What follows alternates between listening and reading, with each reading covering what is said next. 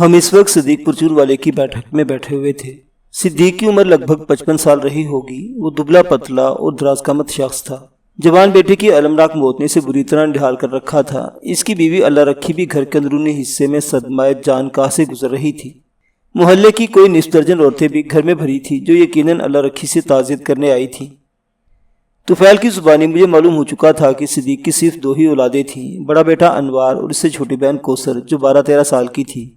بھائی کی موت نے کوثر کو اکیلا کر دیا تھا۔ وہ بڑی افسردہ اور ملول نظر آتی تھی۔ میں نے ہمدردی بھرے انداز میں مقتول کے باپ سے کہا، صدیق، تمہارے بیٹے کے ساتھ جو کچھ ہوا اس کا مجھے بے حد افسوس ہے۔ میں تمہارے غم میں برابر کا شریک ہوں۔ بڑی مہربانی ہے آپ کی، وہ دل شکستہ انداز میں بولا۔ میں نے کہا، صدیق، میں تمہارے بیٹے کو تو واپس نہیں لا سکتا، لیکن میرا تم سے وعدہ ہے، میں انوار کے قاتل کو جب تک عبرتناک سزا نہیں دلوا دوں گا چین سے نہیں بیٹھوں گا، لیکن اس کے لیے مجھے تمہارے تعاون کی ضرورت ہوگی۔ اس نے زخمی نظر سے مجھے دیکھا، پھر بھرائی ہوئی آواز میں بولا، ہمارا تو سب کچھ لٹ گیا جناب۔ جوان بیٹے کی موت کوئی معمولی واقعہ نہیں۔ مجھے تمہارے صدمے کا بخوبی احساس ہے صدیق، میں نے دل جویانہ انداز میں کہا، اسی لیے تو میں تم سے تعاون کی اپیل کر رہا ہوں۔ میں تمہاری مدد کے بغیر انوار کے قاتل تک نہیں پہنچ سکتا۔ جی حکم کریں، میں آپ سے کیا تعاون کروں؟ اس نے سوال نظر سے مجھے دیکھا۔ میں نے ٹھہرے ہوئے لہجے میں کہا، صدیق، تمہارے بیٹے کو جس انداز میں موت کے گھاٹ اتارا گیا ہے اس سے یہی ظاہر ہوتا ہے کہ اس کسی سے شدید نوعیت کی دشمنی تھی۔ تم مجھے بتاؤ کہ ایسا کون شخص ہو سکتا ہے جو انوار کی جان کا دشمن ہو؟ جناب، انوار تو بہت ہی سیدھا سادھا اور شریف لڑکا تھا، صدیق نے بتایا۔ یہاں تو کسی سے اس کی دشمنی نہیں تھی۔ یہاں نہیں تو پھر کہیں اور ہوگی، میں نے پرسوچ انداز میں کہا۔ یہ کسی دوست کا تو کام نہیں ہو سکتا۔ انوار کو جتنی بے دردی سے موت کے گھاٹ اتارا گیا ہے اس سے واضح ہے کہ قاتل کو اس سے شدید نفرت تھی۔ میرا تو دماغ بالکل کام نہیں کر رہا۔ وہ پریشان نظر سے مجھے دیکھتے ہوئے بولا، مجھے پتا چلا ہے تمہارا بیٹا ادھر سیالکوٹ میں کھیلوں کا سامان بنانے والے کسی کارخانے میں کام کرتا تھا۔ میں نے دھیمے لہجے میں استفسار کیا، یہ بھی تو ہو سکتا ہے کوئی دشمن پیچھے ہی اس کے ساتھ یہاں تک آیا ہو۔ تمہیں انوار کے سیالکوٹ کے حالات اور معاملات کا کچھ علم ہے؟ نہیں جی، کچھ زیادہ نہیں، وہ مایوسی میں گردن ہلاتے ہوئے بولا۔ بس اتنا جانتا ہوں، انوار نے ادھر سیالکوٹ میں ہی کرائے پر ایک کمرہ لے رکھا تھا اور وہاں رہتا تھا۔ وہاں مہینے 1.5 مہینے یا کبھی 2 مہینے کے بعد ہم سے ملنے آتا تھا اور 2-4 دن رہ کر واپس سیالکوٹ چلا جاتا تھا۔ وہ کسی بیوہ کا گھر ہے جس کا ایک کمرہ انوار نے کرائے پر لے رکھا تھا۔ وہ سانس لینے کے لیے متوقف ہوا، پھر اضافہ کرتے ہوئے بولا، بس جی، میں اس سے زیادہ اور کچھ نہیں جانتا۔ میں نے ٹھہرے ہوئے لہجے میں دریافت کیا، کیا وہ کرائے کے کمرے میں اکیلا ہی رہتا تھا یا کوئی سنگی ساتھی بھی اس کے ساتھ ٹھہرا ہوا تھا؟ انوار نے مجھے بتایا کہ اس کے ساتھ صفدر نامی ایک بندہ بھی رہتا ہے۔ یہ صفدر وزیر آباد کا رہنے والا ہے اور کھیلوں کا سامان تیار کرنے والے کارخانے میں انوار کے ساتھ ہی کام کرتا ہے۔ میں نے صدیق سے مذکورہ کارخانے اور متذکرہ بالا بیوہ کے گھر کا ایڈریس لے لیا اور کہا، ٹھیک ہے صدیق، میں سیالکوٹ جا کر صفدر سے پوچھ گچھ کروں گا۔ وہ زخمی نظر سے مجھے دیکھتا چلا گیا۔ مجھے رمضانی چاچا کی کہی ہوئی ایک بات یاد آ گئی۔ رمضانی نے مقتول کی پپلی والا میں آمد سے اپنی رائے علمی کا اظہار کیا تھا۔ اس کے تناظر میں نے صدیق سے پوچھ دیا، کیا تمہیں یہ معلوم تھا کہ انور پپلی والا آنے والا ہے؟ نہیں جناب، اس نے نفی میں گردن ہلائی۔ وہ اپنی آمد کے بارے میں کچھ نہیں بتاتا تھا، بس جب بھی اس کا دل چاہتا وہ ہم سے ملنے چلا آتا تھا۔ اس کا مطلب ہے تمہیں انوار کی آمد کے بارے میں کوئی معلومات نہیں تھی؟ میں نے اس کی آنکھوں میں دیکھتے ہوئے سوال کیا۔ جی بالکل نہیں، وہ پوری قطعیت سے بولا۔ پپلی والا میں کوئی اور شخص یہ بات جانتا ہو؟ میں نے کریدنے والے انداز میں پوچھا۔ سوال ہی پیدا نہیں ہوتا جناب، وہ بڑے وثوق سے بولا۔ جب ہمیں نہیں پتا تو کسی اور کو کیسے خبر ہو سکتی ہے؟ اس کا مطلب ہے، میں نے پرخیال انداز میں کہا، اس بات کے روشن امکانات ہیں کہ قاتل کا تعلق پپلی والا سے نہیں بلکہ وہ کہیں باہر سے آیا تھا۔ آئے تھے کہیں تو زیادہ مناسب ہوگا۔ میرے اندازے کے مطابق حملہ آوروں کی تعداد 2 یا 2 سے زیادہ تھی۔ میرا بھی یہی خیال ہے تھانے دار صاحب۔ طفیل نے اس گمبھیر گفتگو میں حصہ لیتے ہوئے کہا، انوار کے زخموں کی تعداد اور سنگینی سے بالکل یہی اندازہ ہوتا ہے۔ اور میں نے سوچ میں ڈوبے ہوئے لہجے میں کہا، زخموں کی حالت اور ان پر جمے ہوئے خون سے بات سمجھ میں آتی کہ انوار کو پچھلی رات کے ابتدائی حصے میں موت کے گھاٹ اتارا گیا ہے، رات کے 10 بجے سے پہلے۔ طفیل تشویش بھری نظروں سے مجھے دیکھنے لگا۔ میں نے اس کے چہرے پر نگاہ جماتے ہوئے پوچھا، طفیل تم بھی تو تانگا چلاتے ہو، تمہارا روٹ وغیرہ کیا ہے؟ سرکار، عام طور پر گوندرا والا اڈے سے لے کر پپلی والا تک تانگا چلاتا ہوں، اس نے بتایا، لیکن اس روٹ میں تبدیلی آتی رہتی ہے۔ مثلاً کس قسم کی تبدیلی؟ میں نے دلچسپی لیتے ہوئے پوچھا۔ گوندلا والا اڈا میرے تھانے سے شمال میں واقع تھا۔ یہ سارے مقامات اسی جی ٹی روڈ پر واقع تھے جو لاہور سے راولپنڈی تک جاتا تھا۔ تھانے کے بعد لاری اڈا تھا، پھر شیرا والا باغ ریلوے اسٹیشن اور اڈا گوندلا والا۔ تھوڑا آگے جائے تو بسوں کا بڑا اڈا یعنی جنرل بس سٹینڈ آتا تھا۔ میرے تھانے سے ملک جو لاری اڈا تھا اسے عرف عام میں شیخو پورہ موڑ بھی کہا جاتا تھا، کیونکہ وہاں سے ایک سڑک شیخو پورہ اور لائل پور کے لیے نکلتی تھی۔ تھانے سے جنوب کی سمت یعنی لاہور کی طرف بڑھے تو تھوڑے ہی فاصلے پر ایک کچا راستہ بائیں جانب نکلتا ہے جو کچا ایمن آباد روڈ کہلاتا ہے۔ یہی راستہ پپلی والا اور ہندو چک سے گزرتے ہوئے سیدھا ایمن آباد تک چلا جاتا ہے۔ طفیل نے میرے استفسار کے جواب میں بتایا، تھانے دار جی، جب میں سود پپلی والا سے نکلتا ہوں تو زیادہ تر سواریاں شیرا والا باغ تک کی ہوتی ہیں یا پھر راستے میں اترنے والی۔ اگر اس دوران میں آگے کوئی سواری مل جاتی ہے تو میں اسے بھی اٹھا لیتا ہوں، لیکن زیادہ سے زیادہ گودلا والا اڈے تک میں اس سے آگے نہیں جاتا۔ وہ لمحے بھر کے لیے تھما، ایک گہری سانس خارج کی، پھر اضافہ کرتے ہوئے بولا، اسی طرح واپسی میں بھی تھوڑی تبدیلی چلتی رہتی ہے، مجھے شام تک گھر آنا ہوتا ہے۔ میں اسی حساب سے سواریاں اٹھاتا ہوں کہ مغرب کی اذان تک اپنے گھر پہنچ جاؤں، لیکن کبھی کبھار تانگے میں ایک آدھ سواری ہندو چک کی بھی ہوتی ہے تو میں اسے چھوڑنے ہندو چک بھی چلا جاتا ہوں۔ ہندو چک پپلی والا سے تھوڑا آگے ہے۔ میں طفیل کی زبان سے ساری تفصیل صبر و سکون سے محض اسے سن رہا تھا کہ مجھے اس میں سے بہت کچھ اخذ کرنا تھا۔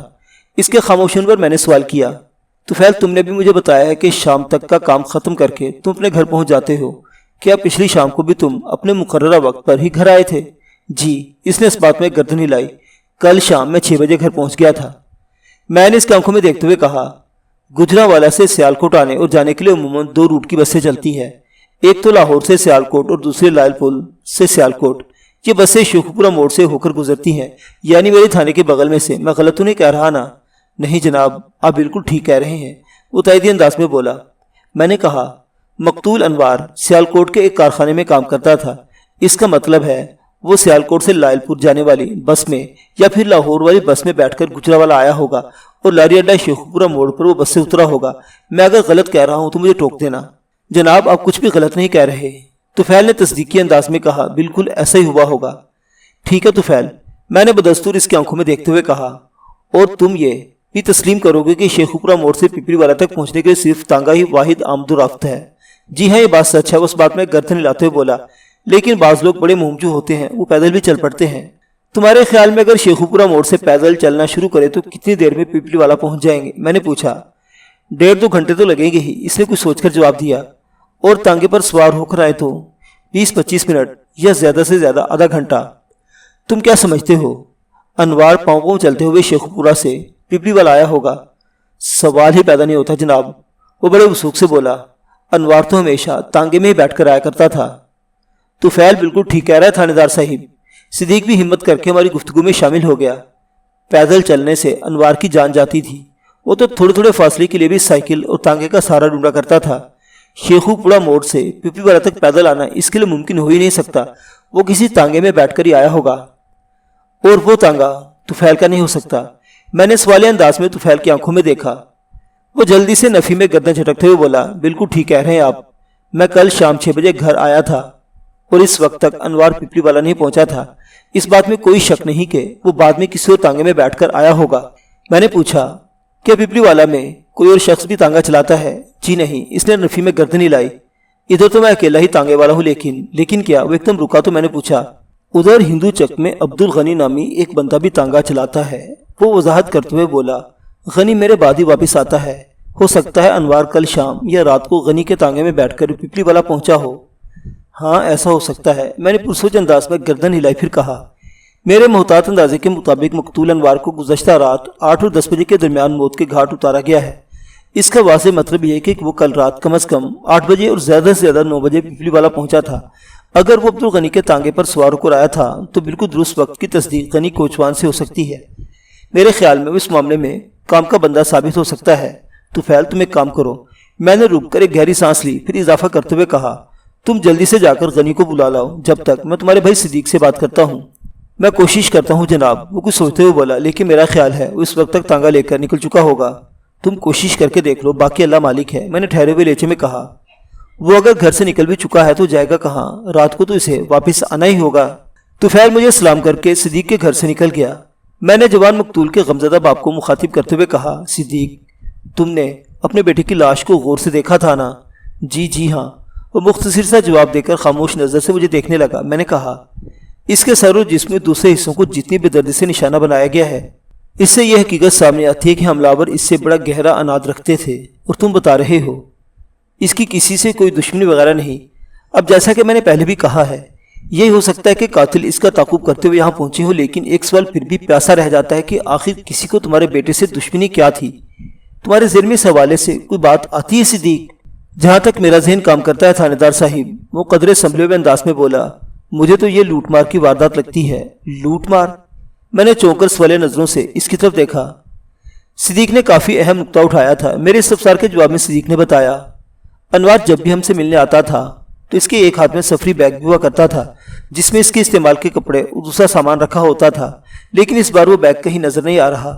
میں جب اطلاع پا کر ادھر نہر کی جانب گیا تھا تو میں نے انوار کی لاش کے آس پاس اسی بیگ کو ڈھونڈنے کی کوشش کی تھی، لیکن مجھے نہیں ملا۔ اس لیے وہ سانس ہموار کرنے کے لیے رکا، پھر اضافہ کرتے ہوئے بولا، اس سے میرا دھیان لوٹ مار کی طرف جا رہا ہے۔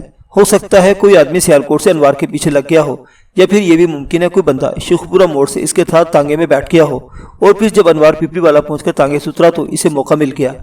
صدیق جملہ ادھورا چھوڑ کر خاموش ہوا تو میں نے مضبوط لہجے میں کہا، دیکھو صدیق، اگر صرف اس بات پر غور کیا جائے کہ کسی نے انوار کا بیگ چھیننے کے لیے اسے موت کے گھاٹ اتارا ہے، تو پھر اس امکان کو خارج کرنا ہوگا کہ مذکورہ بندہ سیالکوٹ سے اس کے پیچھے لگ کر یہاں تک پہنچا ہوگا۔ البتہ شیخو پورہ موڑ سے تانگے میں ساتھ بیٹھ کر یہاں پہنچنے والی بات سمجھ میں آتی ہے۔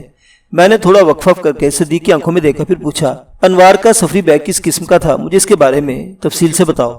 صدیق نے بیگ کے حوالے سے مجھے جو معلومات فراہم کی، اس میں سب سے اہم بات یہ تھی کہ مذکورہ بیگ گہرے نیلے رنگ کا تھا۔ علاوہ ازیں اس بیگ کی خصوصیت تقریباً ہر سفری بیگ میں پائی جاتی ہیں۔ بہرحال یہ لوٹ مار والا زاویہ قابل غور تھا۔ سچی بات تو یہ ہے کہ ابھی تک میرا دھیان اس طرف نہیں گیا تھا۔ میں نے صدیق کی طرف دیکھتے ہوئے پوچھا، تو قاتل کے حوالے سے تمہیں کسی خاص آدمی پر شک نہیں ہے؟ نہیں تھانے دار صاحب، وہ نفی میں گردن ہلاتے ہوئے بولا، ہمارے درمیان بات ہو رہی تھی کہ طفیل ہندو چک سے واپس آ گیا اور اس نے آ کر اطلاع دی کہ عبدالغنی دستیاب نہیں ہو سکا۔ اس کی گھر والی نے طفیل کو بتایا تھا کہ غنی ناشتے کے فوراً بعد تانگا لے کر گھر سے نکل گیا تھا۔ اس کی واپسی اب رات کو متوقع تھی۔ طفیل کے خاموش ہونے پر میں نے سنجیدہ لہجے میں کہا، طفیل، میں تمہیں ایک ذمہ داری سونپ رہا ہوں۔ جناب، وہ ہمتن گوش ہو گیا۔ حکم کریں تھانے دار صاحب۔ یہ جو کوچوان عبدالغنی ہے نا، اس کا تم نے خیال رکھنا ہے۔ کس قسم کا خیال جی؟ اس نے سوال نظر سے مجھے دیکھا۔ میں نے جواب دینے سے پہلے ایک امر کی تصدیق ضروری جانی اور اس سے پوچھا، کیا آج تم تانگا نکالنے کا ارادہ رکھتے ہو؟ نہیں جناب، اس نفی میں سر ہلایا۔ گھر میں جوان بیٹی کی موت کا سوگ بنایا جا رہا ہے، تانگا نکالنے کا سوال ہی پیدا نہیں ہوتا۔ کم از کم 100 تک تو ہم کاروبار بند رکھیں گے۔ میں تانگا نکالوں گا اور نہ ہی بھائی صدیق اپنی دکان کھولے گا۔ صدیق کی پرچون کی دکان گھر کے سامنے والے حصے میں تھی۔ میں جب صدیق سے ملنے آیا تو میں نے دکان کا دروازہ بند دیکھا تھا۔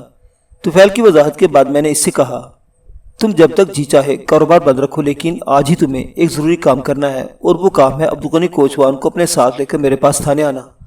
میں نے لمحاتی توقف کے بعد بات مکمل کرتے ہوئے کہا، میں اپنی تفتیش کا رخ متعین کرنے سے پہلے غنی سے ایک ملاقات ضروری کرنا چاہتا ہوں، تاکہ اس بات کی تصدیق ہو جائے کہ مقتول انوار پچھلی رات اس کے تانگے پر سوار ہوا تھا یا نہیں۔ ٹھیک ہے جناب، طفیل نے بڑی فرما برداری سے کہا۔ میں ابھی تانگا لے کر غنی کی تلاش میں نکلتا ہوں۔